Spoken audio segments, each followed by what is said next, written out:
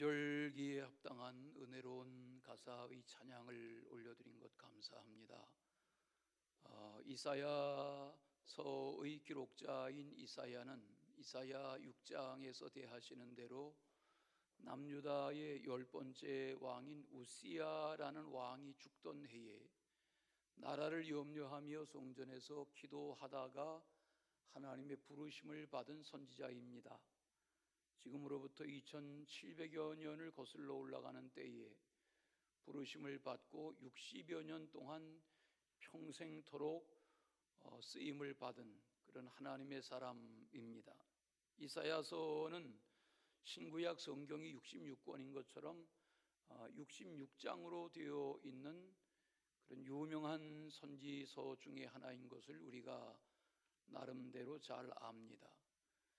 이 이사야서의 1장에 보면 남유다에서 활동하던 선지자인 이사야는 남유다의 상황, 하나님을 배척하고 우상을 숭배하고 하나님을 멀리하고 하나님의 말씀을 귀하게 여기지 아니하고 제사는 살아있지만 하나님에게서 마음이 떠났고 절기를 지키지 아니하는 것 아니지만 하나님에 대한 경배심이 사그러져 버린 그런 세속화되어 가는 실상을 이사야를 통해서 책망하시고 회개를 촉구하시는 말씀으로 가득 차 있습니다.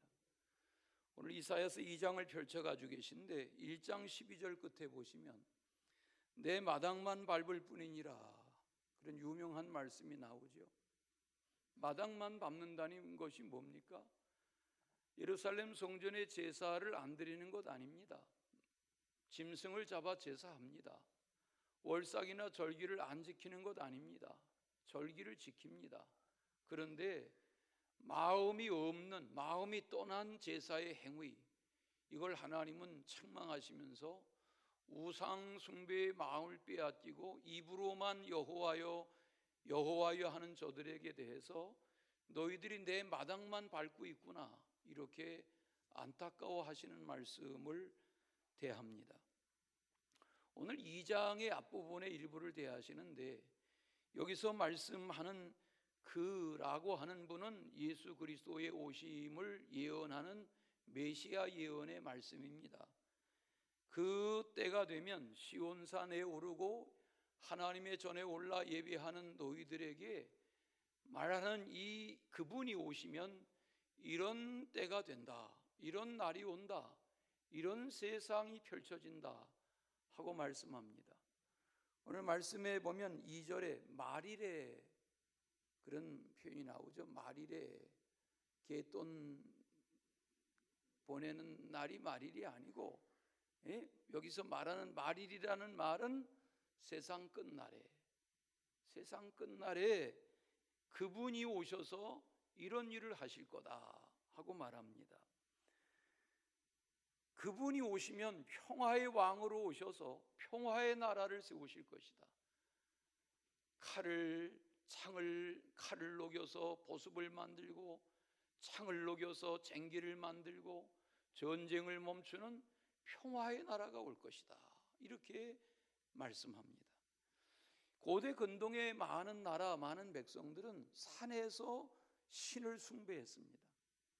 산이라는 것이 우리의 이 곁에 북한산도 장엄하지만 나라마다 산이라는 것은 그 위용, 웅장함, 세월이 지나도 변하지 않는 그 장엄함 때문에 모든 나라, 모든 민족, 모든 백성들은 한결같이 산을 신성시했고 산에서 제사했습니다. 산에서 우상을 숭배했습니다. 그런데 오늘 말씀 가운데 보면 뭐라고 말씀하세요? 말일이 되면, 말일에 여호와의 전의 산이 모든 산, 우상을 숭배하는 그 모든 나라, 모든 민족의 모든 산 꼭대기에 굳게 서는 날이 될 것이다.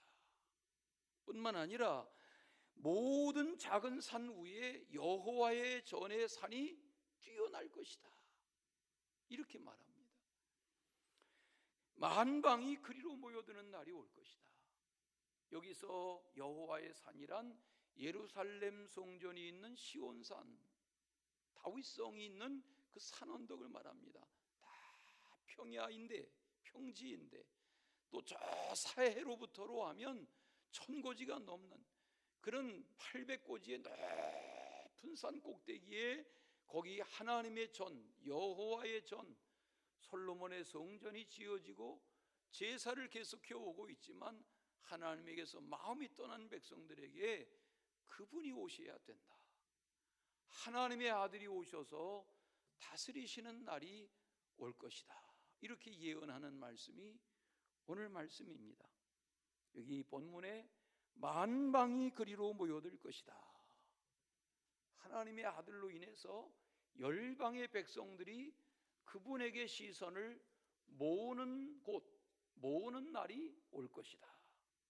로마서에 보면 이걸 사도 바울은 로마에 편지하면서 11장 36절에 이는 만물이 주에게서 나오고 주로 말미암고 주에게로 돌아감이라 그에게 영광이 세세 있을지어다. 이렇게 그분이라고 말하는 이 그분 예수 그리스도로 인한 그 영광의 장엄함이 열방 위에 가득할 것이다.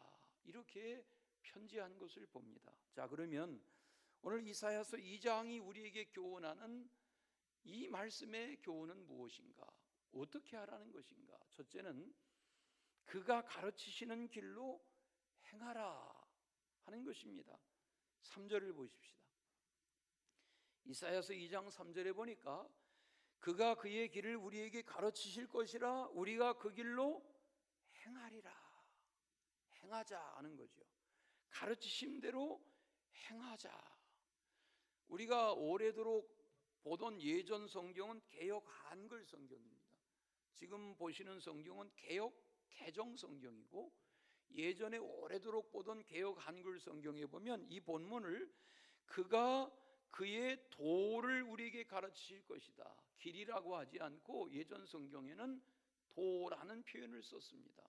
여기 도라는 데레스크라는 말은 점점 풍성한 믿음을 갖게 해주신다는 것입니다. 여러분의 믿음이, 저와 우리의 믿음이 지난해보다 올해, 전보다 지금, 지금보다 나중, 올해보다 내년 이렇게 믿음이 하나님의 이 말씀의 도를 따르는 우리의 믿음이 점점 견고해지실 수 있기를 축원합니다.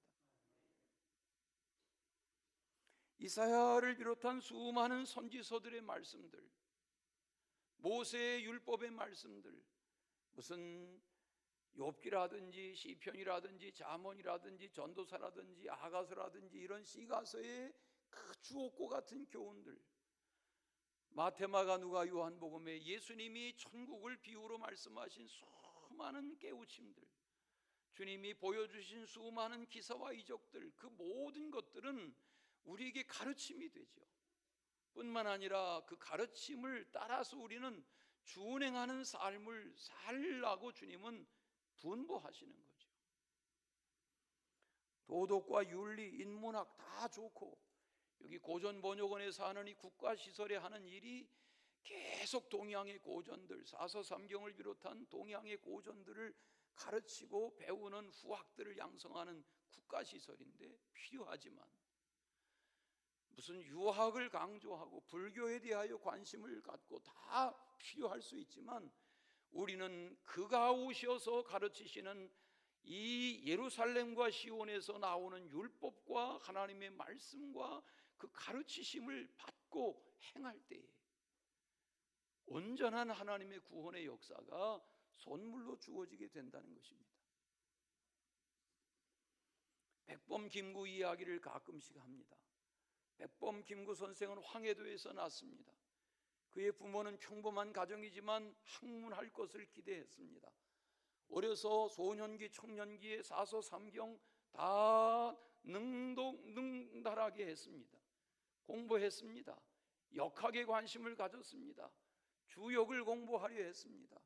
나중에 동학의 최시영 선생을 만나 그를 따라다니기도 했습니다. 나중에는 다 헛되다 여기고 삭발하고 공주 마곡사에 가서 승려 행세도 했습니다.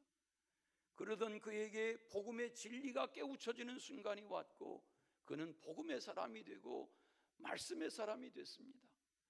우리가 감리교회인데 홈페이지에 여러분이 인터넷에 기독교 대한감리회 이렇게 치면 우리 교단의 홈페이지가 나옵니다. 거기 한 귀퉁이를 찾으면 돈을 주고 사면 수만 원을 주고 사야 하는 두꺼운 분량의 인명사전이라는 게 있습니다. 감리교 인명사전. 130년 역사의 감리교를 빛낸 인물들, 거기에 목사님, 장로님, 수많은 평신도들, 기라성 같은 인물들의 기록이 나오는 중에 백범 김구라는 이름이 나옵니다. 그는 어디에서 나서 어떤 인물이었다도 말하지만 그가 하나님의 사람으로 어떤 삶을 살았는지, 고종의 부인 민미 시해가 된 후에 일본에 대한 증오심을 가지고 일본의 장교를 살해했습니다. 그는 붙잡혀서 사형언도를 받았습니다. 그게 인천의 저 만국공원 아래에 있는 거기 역사 기록에 보면 감리사라 그랬는데, 그때는 은평지방 감리사가 아니고 죄인을 가두는 곳을 감리사라고 그랬답니다. 감리사에 갇혔습니다. 2년 동안 궁리하다가 도망쳐 나왔습니다. 그리고 나라를 지키려는 젊은 동지들하고 만나서 예배당을 찾아간 곳이 내리교회입니다. 내리감리교회입니다. 지금은 인천시가 기독교 역사 발굴을 해서 그 가까운 곳에 백범 김구의 거리도 이름을 붙였습니다. 메카더 장군을 아시지만 그 산자락의 다른 곳에 가면 백범 김구의 동상도 세워져 있습니다. 그는 1911년 신민의 사건 때 또 결국은 붙잡히고 형을 받습니다. 15년. 그리고 또 추록합니다. 그의 어머니 광낙원 여사는, 권사님은 아들 옥바라지 뱃길로 와서 황해도에서 인천의 제물포에서 아들 옥바라지 하면서 지내는 중에 아들은 이제는 중국으로 상해로 이렇게 다 만날 수도 없고 어머니는 연세 들어가는데 애국 동지들이 김구의 어머니에게 어머니 생일상 차려드릴게요. 연세 들어가는 어머니가 나 필요 없다. 돈 좀 다오. 무슨 돈을 달라시나. 생일상 차려드리는 대신에 구국 동지들이 돈을 몇 푼 드리니까 어대 수소문해서 권총 2자루를 사가지고 애국운동하는 젊은이들에게, 아들과 같은 젊은이들에게 건네면서 나라를 건져라. 백범 김구 선생은 유명한 말을 남겼죠. 이 땅에 경찰서 10개 세우는 것보다 예배당 하나 세우는 게 더 유익하다. 왜? 하나님의 말씀을 가르치고 행하게 하는 곳이기 때문에. 우리가 말씀을 공부하는 거, 읽는 거, 암송하는 거 다 좋지만 가르침 받은, 깨우침 받은 말씀대로 행하는, 오늘 말씀에 보면 그가 오셔서 가르치시고 행하게 하실 것이다. 은혜로운 삶을 살아가시기를 축원합니다. 나라 안에 역사적인, 세계적인 그런 인물, 정치, 경제, 문화, 학술, 무슨 예술, 외교, 어떤 분야에 흠모할 만한 그런 지도자가 점점 사라져가는 때에 오늘 우리는 여기서 말씀하는 그가 오시면, 그가 와서 가르치시고 그의 가르치신 대로 행하면이라고 말하는 남유다가 쇠락하게 하던 때에, 우상 숭배하던 때에 하나님이 그를 보내시리라고 말씀하시는 예수 그리스도를 우리의 스승 삼고 구원의 구주 삼고 그분의 가르침에 매료되고 그런 삶을 살아갈 때에 개인과 가정이, 공동체가, 나라가 반듯하게 세워질 줄로 믿습니다. 오늘 3절에 보시면 가르치심과 행함을 강조하지 않습니까? 가르침이라는 것은 배우는 것인데 아무리 많이 배우면 뭐합니까? 아무리 많이 알면 뭐합니까? 행함이 없다면, 부뚜막에 소금이 있으면 뭐합니까? 입에 집어넣지 않는다면, 음식의 요리에 소금을 넣지 않는다면 무슨 맛이 있습니까? 하나님의 이 말씀이 연초에는 송구영신 예배 때는 내가 올해는 꼭 읽어야지, 한 번이라도 읽어야지, 내가 성경 한 번 제대로 못 읽고 집사권사 장로 됐는데 올해는 꼭 읽어야지. 그리고 그냥 봄이 지나고 여름이 지나고 또 이렇게 올해도 참 실망스럽다. 그리고 또 지나는 게 아니라 하나님의 말씀 앞에, 가르치심 앞에 자신을 깨우쳐가는 은혜가 있으시길 바랍니다. 제가 금요일 밤에 토요일 새벽 기도가 없으니까 새벽 기도 본문을 다 묵상해서 타이핑해서 올려드리는데, 제가 뭐 그렇게 안 해도 되는데 새벽 5시에 그걸 일어나서 이렇게 하려니까 토요일 날 새벽에도 긴 잠을 못 자죠. 그래서 하나님한테 요즘 타협하고 있습니다. 하나님, 내년부터는 새벽 5시에 하지 말고 그냥 정오 묵상 이렇게 하시면 안 될까요? 그랬더니 하나님이 그거 별거 아니야, 괜찮아 그러시는 것 같아요. 근데도 저는 그거 새벽 밤 12시 1시까지 타이핑하고 새우잠 자고 또 일어나서 5분 전 5시 그걸 올려도 보면 다 주무시는데 나만 극성을 부리고 있는 거예요. 그러나 계속해서 하나님의 말씀을 쌓아가다 보면 그 말씀의 가르침이 오늘 우리의 삶을, 행위를 바꾸어가게 하시는 능력이 되시는 줄로 믿습니다. 오늘 말씀해 보십시오. 율법이 시온에서부터 나온다. 여호와의 말씀이 예루살렘에서 나온다. 이 무슨 말씀입니까? 여기 율법이라는 표현은 공부해 보면 관사가 없습니다. 무슨 관사가 없다는 말은 보편적이란 말입니다. 여기서 율법 그러면 우리는 모세 율법 생각하지만 아니란 말입니다.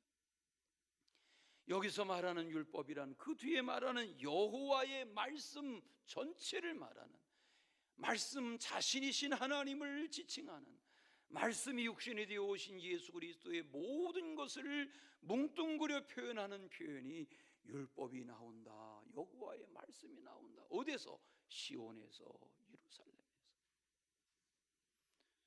저는 말씀 운동하며 섬겨가는 교회가 그런 성도들로 가득가득하기를 원합니다. 지금은 더딘 것 같지만 하나님이 그런 말씀의 샘을 계속 에스겔의 환상처럼 성전의 문지방에 흘러 1천척 3천척 4천척 강수가 이루게 하는 그날을 사모합니다. 지난 금요일에 우리 김선도 목사님이 93세로 돌아가셨습니다. 부고를 받고 밤중에 조문 갔습니다. 그분이 저보다 더 젊으신 60대 초반 나이대에 제가 30대 초반 젊은 부목사였습니다. 이제는 우리 곁에 없습니다. 어제 입관하고 내일 발인할 것입니다.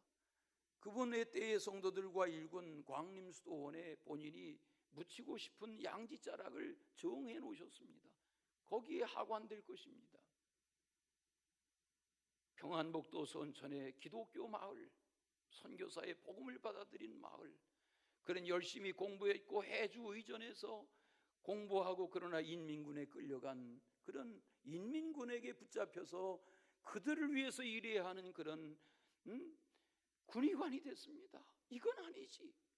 그리고 탈출을 감행하는 중에 그는 5분의 탈출로 인민군 목을 벗어버리고 어디에서 시체 군인 복장을 입고, 그리고는 국군에 귀의해서 전쟁 중에 6.25 중에 그는 인민군의 군의관이 국군의 군의관으로 전 군 생활을 마치고 전쟁이 끝나고 신학을 공부하고 군종관으로 공군의 군목으로 일하던 중에 150여 명 자그마하게 모이는 예배당을 지었지만 빚도 갚지 못하는, 그래서 예배당 1층에 동네 공중화장실을 만들어 놓고 광희동 쌍림동, 그래서 광림이라는데 거기 가난한 이웃들 10원씩 주고 공중화장실 이용하는 찌링내나는 예배당, 거기서 하나님의 역사를 간절히 소원했는데 오늘날 세계적인 역사적인 하나님의 일을 이루고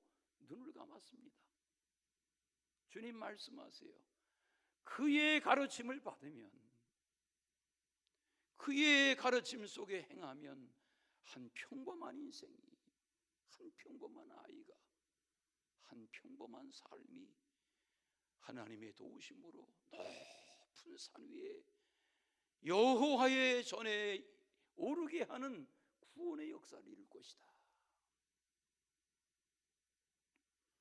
저는 기도합니다. 교회 안의 젊은이들이, 교회를 멀리하는 젊은이들이 복음으로 돌아오고, 대학 입시에 매여 사는 청소년들이 청소년기에 이 복음의 가르침을 깨달아서 이 가르침 속에서 오늘 우리의 어머니, 할머니의 기도, 할아버지, 아빠의 기도가 계승되어져 가는 가르침을 깨닫는 그런 은혜의 주인공들이 되기를 축원합니다. 두 번째는 그의 판단과 판결을 따르라, 이렇게 말씀합니다. 4절에 보면 장차 오실 하나님의 아들 메시아에 대한 말씀이 나옵니다. 그가 열방 사이에 판단하시며 많은 백성을 판결하실 것이다. 밑줄 쳐보세요. 판단, 판결, 다 법정 용어죠. 판결, 판단. 그런데 여기 이 법정 용어인 법의 용어인 이 원 표현인 샤파트라는 말은 다스리신다, 통치하신다, 왕으로 군림하신다, 그런 뜻입니다. 그분이 오셔서 다스리시고 그분이 통치하시고 그분이 판단하시고 하면 이런 세상이 온다, 이렇게 말하는 것입니다. 그분의 판단은 무엇입니까? 칼이어야 한다, 창이어야 한다라는 그런 싸움의 판단이 아니라 칼을 녹여서 보습을 만들고 창을 녹여서 쟁기를 만드는 날이 와야 한다는 평화의 다스림이신 거죠. 오늘 2장의 이 말씀이 무르익어 가면서 이사야서 이 66장은 대하 드라마를 읽듯 밤새워서 쫙 밤을 새고 읽어가야 하는 그런 장대한 말씀인데, 이 말씀을 이렇게 1장, 2장 시작해서 9장에 가서 보면 이런 말씀이 나옵니다. 화면을 보여주십시오. 이사야서 9장의 6절과 7절 말씀을 화면을 보고 같이 한번 읽겠습니다. 다 같이. 이는 하나 아기가 우리에게 낳고 한 아들을 우리에게 주신 바 되었는데 그의 어깨에는 정사를 메었고 그의 이름은 기묘자라 모사라 전능하신 하나님이라 영존하시는 아버지라 평강의 왕이라 할 것임이라. 그 정사와 평강의 더함이 무궁하며 또 다윗의 왕자와 그의 나라에 군림하여 그 나라를 굳게 세우고 지금 이후로 영원히 정의와 공의로 그것을 보존하실 것이라. 만군의 여호와의 열심히 이루시리라. 띄워주세요. 여기 보면 그분이 오시면 그분은 기묘자라 모사라, 기묘자라 모사라. 다 어렵죠. 차라리 영어가 쉽죠. 기묘자라 모사라 하는 거 영어 성경에 보면 원더풀 카운셀러라 그랬어요. 놀라운 상담자라 말이에요. 오은영 박사 1000명 만명을 모아도 따라갈 수 없는 우리의 놀라운 인생의 상담자, 대답이 그분이시다는 말이에요. 그분은 전능하신 하나님이세요. 올마이티가 전능하신 하나님이세요. 영존하시는 아버지라 평강의 왕이시라. 오늘 말씀, 칼을 녹여야 돼, 창을 녹여야 돼, 쟁기와 보습을 만들어야 돼, 싸우면 안 돼, 평화롭게 살아야 돼, 이렇게 말씀하시는 그분이 오시면 세상은 정의와 공의로 달라진다는 거죠.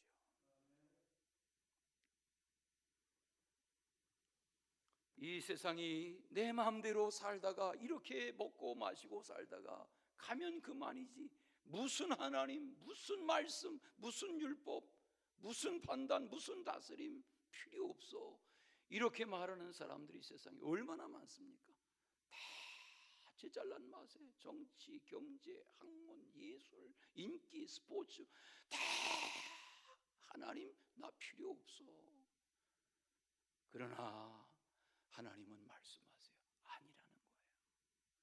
그분의 판단과 다스림 속에 살아야 한다. 시편 2편에 보면 유명한 말씀이죠. 시편 2편에 보면 그의 아들에게 입맞추는 자가 복된 자다, 그런 표현이 나오죠. 그 아들이 누구예요? 하나님의 아들. 거기 말씀을 읽다 보면 세상의 군왕들아, 세상의 관원들아, 너희들의 음모를 대적하시고 결박을 오히려 끊어버리시는 그분, 하늘에 계신 그분이 웃으시고, 거기 시편 2편에 보면 그런 표현도 나와요.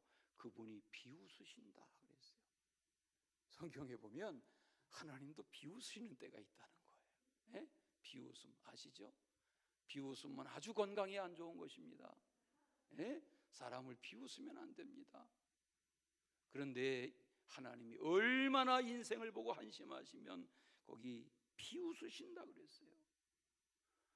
그러나 열방의 군왕들이 아무리 그런다 할지라도, 스스로 지혜롭다 할지라도, 군왕들아 너희는 지혜를 얻으며 세상의 재판관들아 너희는 그에게서 교훈을 받아라. 하나님에게 입을 맞추고 그분에게서 교훈을 받아라. 그리고 끝에 가서 하시는 말씀이 여호와를 경외함으로 섬기고 떨며 즐거워할 줄 알아야 복이다.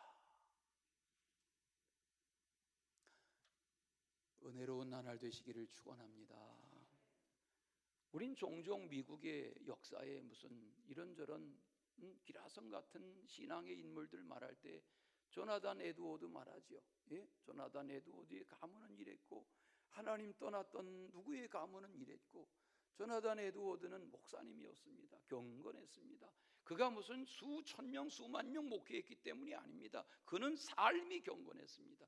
자그마한 목회자였지만 작은 회중 속에서 그는 역사가 그를 주목했습니다.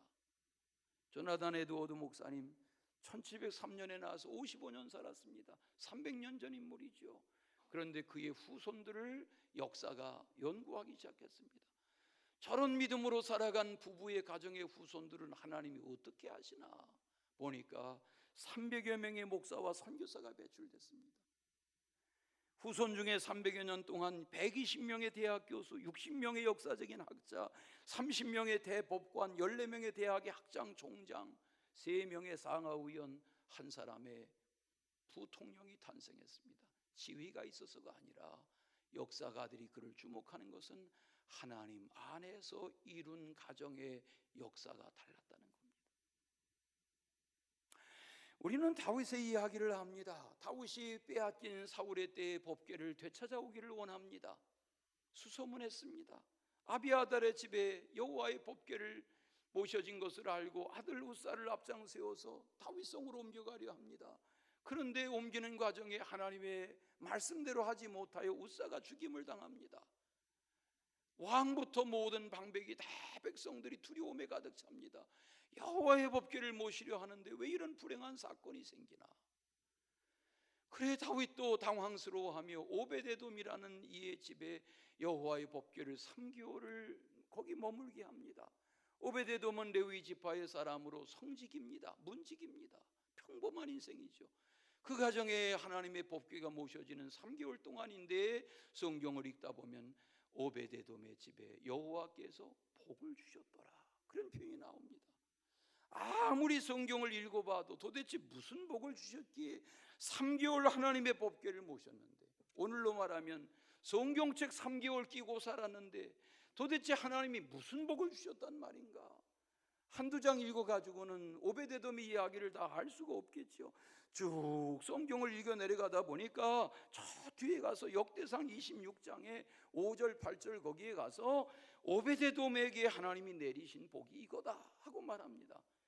화면에 한번 띄워줘 보세요. 역대상 26장 5절, 그리고 꽁충 뛰셔서 8절 말씀 띄워주세요. 이런 말씀을 말씀해요. 보이세요? 다 같이. 이는 다 오베데돔의 자손이라 그들과 그의 아들들과 그의 형제들은 다 능력이 있어 그 직무를 잘하는 자이니 오베데돔에게서 난 자가 62명이며.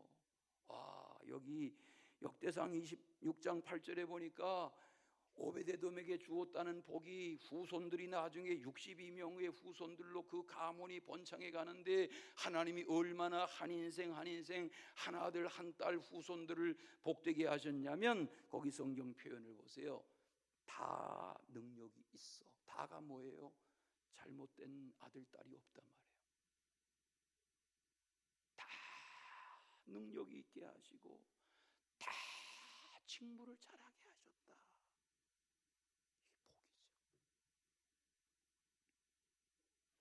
3개월 하나님의 법궤를 모셨는데 3개월이 뭔데? 지금 11월 오늘 말이죠. 3개월이 뭐예요?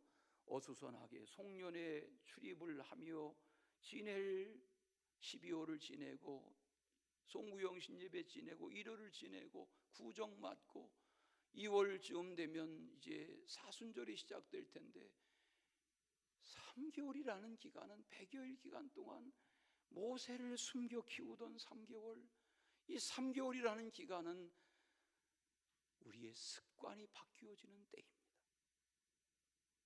여러분, 이 연말에 내가 남은 기간이라도 말씀으로, 기도로 하나님의 기쁨이 되는 삶을 살아봐야지 하고 3개월만이라도 말씀에 붙들리고 그저 예배당을 출입하고 예배를 되살리고, 여러분 수요일 예배 좀 회복합시다. 부탁드립니다. 수요일 예배 제가 너무 좋아요. 왜? 예배 준비 안 해도 되니까. 제가 설교 후 찬송 한 장만 찾고 다 부탁하거든요. 알아서 하세요. 알아서 준비하고 알아서 찬송하고 알아서 말씀 전하고 알아서 기도하세요. 그냥 앉아서 은혜만 받으면 되는데 요즘 젊은이들이 얼마나 설교를 잘하는데요. 얼마나 맛깔스럽게 짧아서 좋대요. 우리 집 식구는요, 너무 짧으니까 좋대요. 그래서 나도 짧게 해야 인기가 있겠는데 항상 길어져.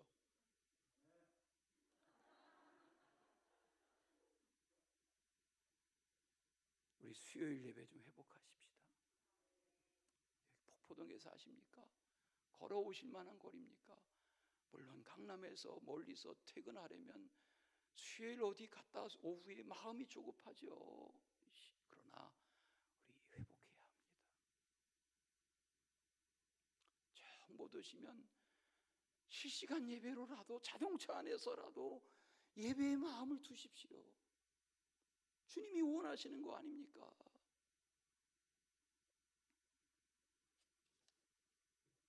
하나님이 오베데돔 3개월 하나님의 말씀에 붙달려 법궤에 붙잡혀 경건하게 두려움으로 하나님의 법궤를 모시고 하나님 모신 집처럼 살았더니 하나님이 그의 후손 62명을 다 복되게 하셨더라.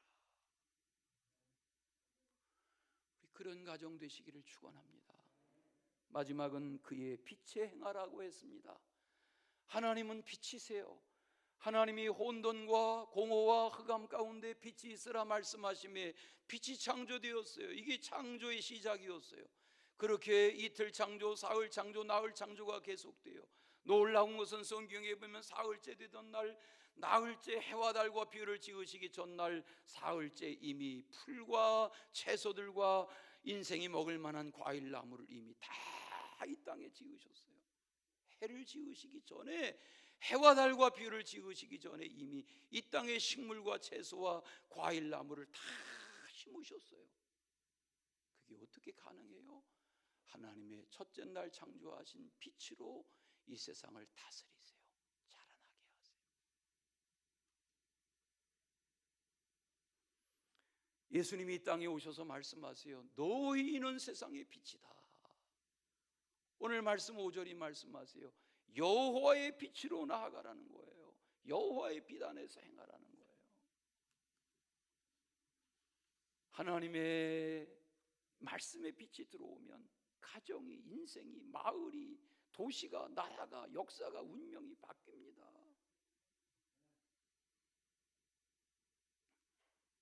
오늘 말씀 5절을 보세요. 야곱 족속아, 야곱 족속아, 오라 우리가 여호와의 빛에 행하자.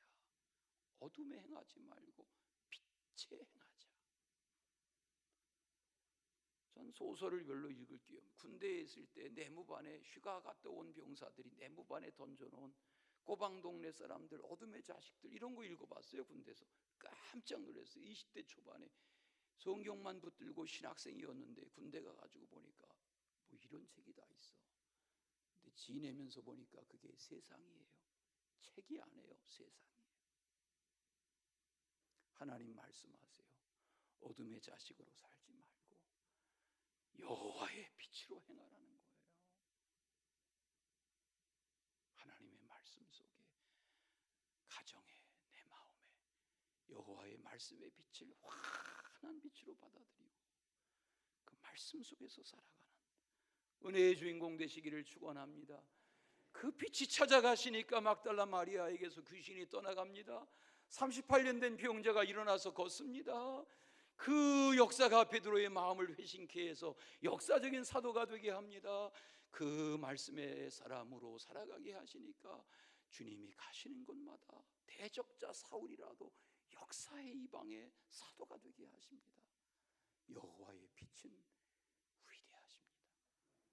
여러분 가정에 성탄절이 따로 하지 못하셔도 여호와의 빛이 여러분의 마음을 환하게 다스리는 은혜의 주인공 되시기를 축원합니다. 사랑의 주 하나님 아버지, 주님의 은혜를 감사합니다. 하나님의 은혜, 하나님의 사랑, 하나님의 능력, 하나님의 구원, 하나님의 역사를 보며 믿음으로 승리하는 우리의 범사가 되도록 은혜도 하여 주시고 은총을 베풀어 주옵소서. 감사하며 예수님의 이름으로 기도하옵나이다. 아멘. 우리 찬양하겠습니다.